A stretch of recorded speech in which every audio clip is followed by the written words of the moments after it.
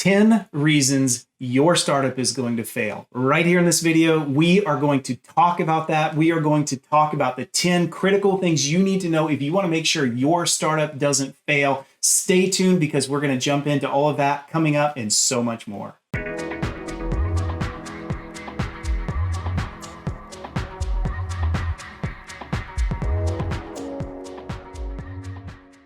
All right, so 10 things that you need to do to make sure that your startup does not fail. I am pumped to be talking about this, and I have brought along our founder and CEO, Chernin. Aharon is going to actually be leading through all of this because he knows what he's talking about. And Aharon, I think rumor is you just recently sold the company for millions and millions of dollars, right? That is correct. You should listen to us. All right, so here we go. We're going to be talking about all of this and more. What I would love from you guys is hit the like, hit the subscribe. Let us know what you think. You guys, I read every single comment. You know that. We're going to be talking a lot more about being an entrepreneur and what it means to create your own company, the excitement that comes out of it. But we wanted to start this video with 10 reasons you'll fail, so you can think through those things and make sure that you don't do them. Sound good, Aharon? Yes, and then we'll follow up, hopefully soon, with 10 reasons why you'll succeed. Only if you guys like this video. All right, let's get it going. All right. So the first reason why your startup will fail is simply the way you were raised. How were you raised? Not to do startups. The way folks are raised, my parents weren't big risk takers, just like almost everybody's parents. When you go to school or you speak to folks that you look up to, it's all about working hard and moving up the corporate ladder. It's not about doing the most craziest thing you could ever imagine, which is to not do any of that and start your own business. Yeah, exactly right. Like, I remember when I took a job at Perch, when we started this thing, we had a month of funding. Like, that was it. We had 1 month to go. And I remember being so excited to tell my friends what we were going to go and do and create and start. And you know, the thing that everybody told me over and I'm like, hey, I'm doing this thing called Perch. It's really exciting. And the thing I expected them all to be like, dude, that's awesome. I'm so excited. They're like, why? Why would you do that? Why would you leave your corner office bank job where everything's going good and you've got a great salary to go and do that? That's like a risk tolerance decision that nobody normally makes, right? Exactly, which takes us into the second reason why your startup will fail. Because you never do it because you're afraid to take the risk. Everybody wants that salary. They want to make that extra $5,000, $10,000 a year when they're working their corporate gig. They're so base salary, corporate gig focused that they're not willing to take the risk to do a startup. But let me say it to you another way.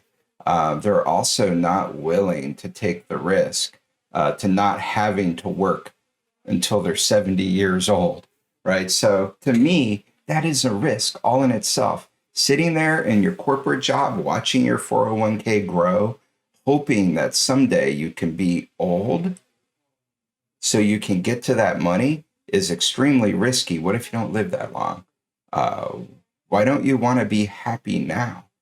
Take the risk and do a startup today. So Aharon, I don't know if people know what a stand-up is, but every single day at a certain point in time, the entire Perch company gets together and we do this thing called a stand-up. And if you're curious what it is, let us know. We can do a whole video on it. But how do you begin every single stand-up in the history of stand-ups at Perch? How did you start them? YOLO, or you only live once, right? Everyone's heard that. It's like 20 years old. We're all doing it because we only get one shot at this company and we only get one shot in this life. It's like asking for a do-over after you've died or asking your investors for a do-over after you run out of money.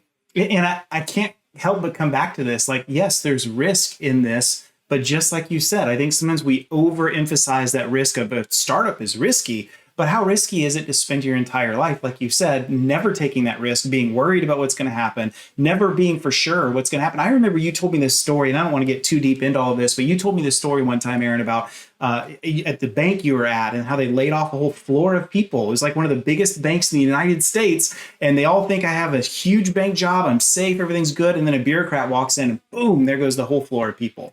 Enterprise, large company jobs like large banks or large enterprises, sure, you get a good salary every 2 weeks, and it seems like it's not risky. It seems like it's safe, but it's just as risky as a startup. It's just different risks. So with an enterprise or large business, the risks are mostly out of your control. If they have a bad quarter, and your job is to administer people's Active Directory rights, that's not on you. You have no control over whether or not the company has a good quarter. If real estate prices for the company are expensive in your city, and so they've decided to get out, that's completely out of your control. However, in a small startup, especially one that you founded, it's all on you for this to succeed. So while it is risky, just like a corporate gig, at least the risk is directly in your control. And I think that's that's a big piece of what we want to do in this video, is distill down this idea of why do you think that a startup is so risky? Because the thing about a startup being risky is the outcome that comes out of that is I'm now afraid. Depending on where you are in your life, you may not be able to take the risk. Just like if you were to switch corporate jobs, there is risk involved with that. What if after 90 days you don't work out within that company and they let you go? So depending on where you are with your life, you may not be able to do it. And let me give you some examples. Let's say you are my age and you have a large mortgage, you have family, you have bills to pay, you have car payments. How the heck do you start a startup, take almost no salary, and survive that? That's pretty risky. You're at a point in your life where you may have missed the boat, unless you want to make the sacrifices required to be successful. That's why I urge folks in their 20s or younger individuals that right after school, go get a corporate job, learn what it is to be like in an enterprise, do that for 3 to 6 years, and then jump out. We've been talking a lot about risk. Let's dive in a little bit more on risk. So talk to us about the third thing. You're afraid to fail. What I want you to do is take the idea of failing and change it a little bit. Mind hack yourself, because it is really real. Think of everything you'll learn if you try to do a startup and fail. You will have learned way more than the average person who's adding Active Directory users at a corporation by trying to start a business. Right? You're going to learn about business plans. You're going to learn about fundraising. You're going to learn about revenue and expenses and burn and profit, about sales and marketing and HR, all these things that you would never get to learn and experience unless you tried to do it yourself. And think about how much that's prepared you, Aaron, to go and do this again, having learned all those things about all of those different areas of the business where you probably were learning on your feet with Perch. If we were to ever have the luxury in 5 years to go do this again, that knowledge is up here, right? You know how to do that and repeat it. You never do it right every single time. And so every time you try a new business, you take your lessons learned from the old business and do it better. Yes. Cool. So let's keep moving on. This is good. The next one is raising money with no leverage. And what I mean by that is, if you think you're just going to raise some money to start that business and you have no product and you have no team around you, if you don't have any leverage, which is some revenue or a product that's really kick-ass or some early adopters on it, the investment community at large is going to eat you alive.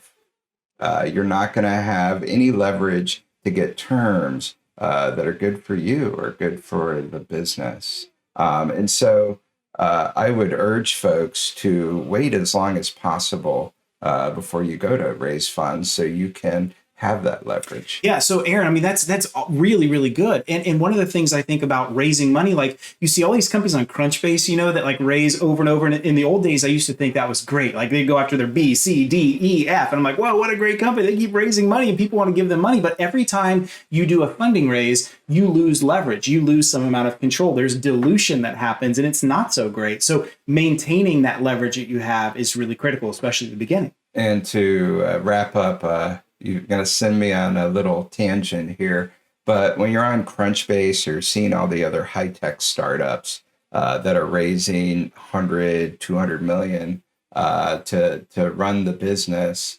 That's not something necessarily to celebrate. I wouldn't want to run a business that had raised 100 million. Think of it this way. We have something called a payout waterfall. So as a company is getting acquired or IPOing or whatever it's doing, there's a waterfall of funds payback. And to raise, say, 200 million, you've got maybe 6, 7, 8 sets of investors that all get paid before the team does. So one of the things that I think is important, we both come from a technical background. And so at our heart, we have this desire to just jump into the product and make the product as awesome as it can be. But that can lead to one of the big reasons that startups fail, right? Yeah. Folks get a cool product idea in their head. They build a prototype maybe by themselves, which is a really good idea. If you can build a prototype by yourself, more power to you. But your company is more than the product. That was always been one of my biggest lessons learned. And look at the company that we just exited from. I had already known this when I started it. And so what did we do day one when we started writing code? We started working on the brand. We started working on the value prop. We started working on our sales decks so we can get in front of other companies. If you don't think this way, you're going to end up with a really awesome product and no buyers. And we've seen that before, haven't we? Like there's some of our competitors in the other day that we were pretty scared because they're doing some amazing things and just completely failed. And we probably shouldn't name some of those names, but hey, one of them, why not? The company called Smart Hive. They're no longer around today. And I remember in the early days with Smart Hive, it's a company that's doing some interesting things around how they're correlating and stuff coming in. But what happened to Smart Hive? They are no longer with us. And what happened to Perch? They are extremely successful. The next one is the opposite. Not product focused enough. And I've seen this before when the founder is, it's a technical product and the founder is not technical. Maybe the founder is has sales background. And by the way, sales background is awesome. I have tons of respect for people in the sales industry or picked it as a career. It's a very, very tough career. At the same time, if you're not technical and you don't understand the product that you're building as a founder, and especially if it's a high-tech product, you're going to more than likely miss the mark. Enough said on that one. I have nothing to add. Other than, yes, exactly. All right, let's go to the next one. I think we're on number 7. You don't understand the buyer. Yes. Yeah, I don't most of the time. Somebody bought Perch.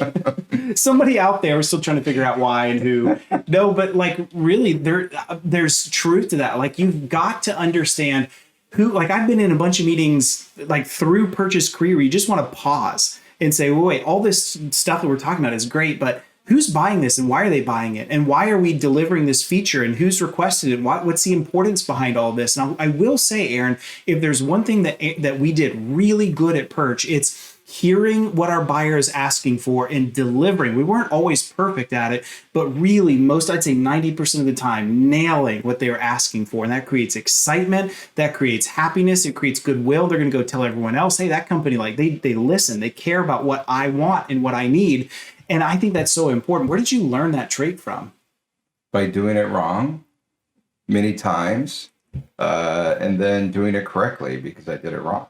So a a couple examples of understanding the buyer. Without knowing the buyer, how do you know how they buy things, right? For example, if it's B2B, are they going to buy your software direct from you? Are they going to buy it through a channel? How do they primarily buy? If it's a consumer, how are they going to buy? Are they going to buy it through an Amazon marketplace? Are they going to buy it directly on your website? How do they most often buy? It's not your decision. It's the buyer's decision. If you try to force your decision on them, you're not going to sell anything. And that's just one of thousands of bits of information about what you need to know about the buyer. Yeah. Yeah. I think that's so good. And I think you have to be a student of your buyer, because when you nail that, it can repair a lot of wrongs that you might make in going the wrong direction of the product, or marketing missing something, or having trouble with investors to get somewhere. But understanding your buyer and what they want, what they need helps. Like, I can't tell you how many times even jumping on a phone call and understanding what the buyer wants and be able to explain, well, we agree, and this is the way it's going to look. It's coming, and here's when it's going to come. They'll be patient with you, and they'll wait. They're gonna appreciate that openness. So Aaron's really, really good. And I agree with you. I think a lot of startups fail to truly do that. And I don't know if it comes out of arrogance or just maybe not truly understanding, but it seems to me, Aaron, that like everybody says, oh yeah, I understand the buyer. That's important to me. But delivering on that's different. You a little bit of tangent on the buyer. And I hope that some of my customers are watching this video too. It's not just about understanding the buyer. It's about making the buyer happy. You're here for them. You're not here for you. So your company should have fanatical customer service to make the buyer as happy as possible. You should be extremely gracious that they gave their hard-earned money to you for your product. Well said. Really, really good. All right, let's go to number 9. This is kind of a fun, interesting one, and I'm going to save you a bunch of heartache, folks that are watching. Number 1, building a product. Let's say it's B2B, that you're selling to a business that they don't have budget for. Companies don't buy products that they like. They don't buy products that are cool. They buy products that, if they're a reseller, they're buying products that people ask for, right? So that's not cool or fun or neat. If it's an enterprise, they buy products based on what they have projects for. And so if you don't know your buyer, and you don't know what projects your typical buyer will have in place, B2B, you're not selling them anything, no matter how cool your product is. You may be able to sell them something 12 to 24 months from now if you could convince them to get it on the budget and turn it into a project in the next year or two. But do you really want to wait that long before you get a customer? And the same can be said for B2C. With B2C, it's not necessarily about projects or budget. With B2C, it's about brand. And if you can't build a brand, or you don't care about brand, or you think brand is something, I'm just going to hire a marketing person and they'll figure out the brand for me, you're not going to succeed on B2C either. Yeah, it's really well said. And I think it's good for us to talk about all this, because again, we've got to understand who that buyer is. And we talk about in sales, BANT, budget, authority, needs, and timing. I don't know if you guys have ever heard that or not. It's any salesperson will talk about that. That idea of needs is so good. I can't tell you how many times I've been on a call with a potential client, like, man, I love this. I love what Perch is about. This is really good stuff. But the need is not there, and they don't have the authority to get it across. And it doesn't matter how much they like us and like what we're doing, you really got to identify that. And by the way, if you learn how to do that really well, and you can pipeline that into your sales flow, and this is a total different video for another time, but you can truly ramp up where your focus goes, because startups are so limited in the resources that they have. We have to focus on what matters most. And at the end of the day, that's making money. It's being successful in going after those clients that really, really, really have that need. So, okay. This has been good stuff. Talk to us about number 10. And I know why you saved this for last. The final one, you can't control. The final one is luck. There's so much in luck for your startup to succeed. For example, luck that your first few deals close. They could have the budget, they could have the project in place, but for some reason, you don't get it. And you don't get the deals closed in time. Luck could be an article comes out about your company that was non-solicited and it's really positive. Luck can also be negative as well. Maybe something unlucky like an infrastructure failure happens that's really, really large. There's so many components of luck. And also to some degree, market timing is luck. You may think you're bringing something to the market that's extremely innovative and new. And if it's too innovative and new, you ran out of luck. Yep. Yeah, that's right. And we even talked about this at Perch where Perch is, again, more technical, we need to go in this video, but we use Elasticsearch. We were just talking about this the other day. Some of the things that went into our tech stack, it wasn't like we did like bajillions of hours of research and talking to like all kinds of consultants. We kind of picked what we thought was right. And Aaron, could you imagine if we had started Perch 4 years ago before Elasticsearch was really truly capable? Like we did start 4 years ago. If we started 4 years ago before we started, so to call it 8 years ago or whatever, Perch would not have been as successful. Maybe would have failed. Right. And there's many different pieces. If we would have started maybe even 6 years ago, we would have failed. Yeah. We would have chose an inferior technology stack, and we wouldn't have been able to scale. And Aaron, I mean, we've been pretty lucky too, because we've had good investors the whole way through, right? Yeah. I can't thank our investors enough. Without them, we wouldn't have been as awesome as a company as we are. And we would have never gotten off the ground. Story before our first set of investors, I probably pitched to 70 VC firms, and they all shot me down in a blaze of glory. I just wanted to throw myself off a building. They shot me down. Make you feel stupid, right? Yeah. Like everything is such a bad idea. I had one investor, we're based out of Tampa, Florida. And I had one investor say to me, Tampa, isn't that a retirement community? But here's the thing about luck. Okay, so we talked about 10 things. They're not all 10% weighted categories, right? So give us a percentage of what luck matters to all of this. 15, 20%. Okay. So the rest is execution. And everything else that we've talked about, which belongs in the world of execution. Yes. So that's got to make you feel better, right? And I think one way you can get out of luck and poor luck is what's called a pivot. Do you agree? Yes. And we'll talk about that in another video. If you're curious what a pivot is and how, if you are falling on your luck in your startup, where a pivot might be useful, we can certainly do another video. We just need to let you guys know from that. All right, so there you go. We have 10 awesome things from the most successful person I have ever been around, Aharon Chernin, founder and CEO of Perch. Hey, I hope you guys enjoyed this. This was a ton of fun. A couple of things you can do for us. First of all, like and subscribe. I would love for you to do that. And this is some new content that we're producing. I'm not going to get rid of any of the other stuff we're doing, but if this was interesting to you, hit a thumbs up. Give us some comments down below on what you think about it, agree or disagree or whatever. Let us know your comments. We would love to see them. Love to hear back from you guys. Aaron, anything else? Destroy the like button.